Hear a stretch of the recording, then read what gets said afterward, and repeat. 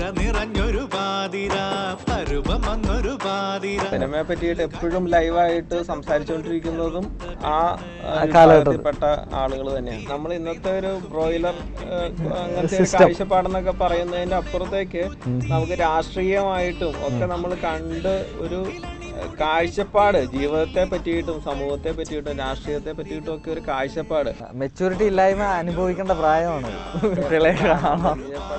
പ്രായം ഒരു സമയത്ത് നമ്മൾ വിപ്ലവകാരിയായിരിക്കും, ഒരു സമയത്ത് ഭക്തനായിരിക്കും, ഒരു സമയത്ത് നമ്മൾ നല്ല കുടുംബസ്ഥനായിരിക്കും. അപ്പൊ ഇതൊരു സീരിയസ് ബിസിനസ് ആണെന്ന് നമുക്ക് മനസ്സിലായി തുടങ്ങുന്ന ആ ഒരു ടൈമിലായിരിക്കും അല്ലെ. ഫോട്ടോഗ്രാഫിക്ക് ഇത്ര വലിയ തലങ്ങളുണ്ടോ? സിനിമാറ്റോഗ്രാഫി കാണാൻ വേണ്ടിയിട്ടാണ് സിനിമകൾ കണ്ടോടെ. ഭരതൻ എന്ന് പറയുന്ന വലിയൊരു ക്രാഫ്റ്റ്മാൻ ഓൾറെഡി ഉള്ളപ്പോൾ തന്നെ നമ്മളുടെ പ്രൈമറി കാര്യം അതായിരുന്നു. പിന്നെ ഇതൊരു പഠിക്കേണ്ട വിഷയമാണെന്ന് മനസ്സിലാക്കിയത്. അർച്ചിൻ ഫിലിം സൊസൈറ്റി ഒക്കെ അന്ന് ഭയങ്കര സജീവമായിരുന്നു. മൂവാറ്റുപുഴയിൽ നിന്ന് ഇവിടേക്ക് 7 രൂപ 50 പൈസ ആ സമയത്ത് ബസ് ഫെയർ അവിടെ നിന്ന് വന്നു തുടങ്ങിയതാണ്. ഇപ്പൊ 50 രൂപയായിട്ടുണ്ട്. പൈനാട്ട് ടവറിന്റെ താഴെ ഒരു മരം ഉണ്ടായിരുന്നു. ആ മരത്തിന്റെ അവിടെ ആയിരുന്നു ഞങ്ങൾ എല്ലാവരും കൂടെ കൂടുക.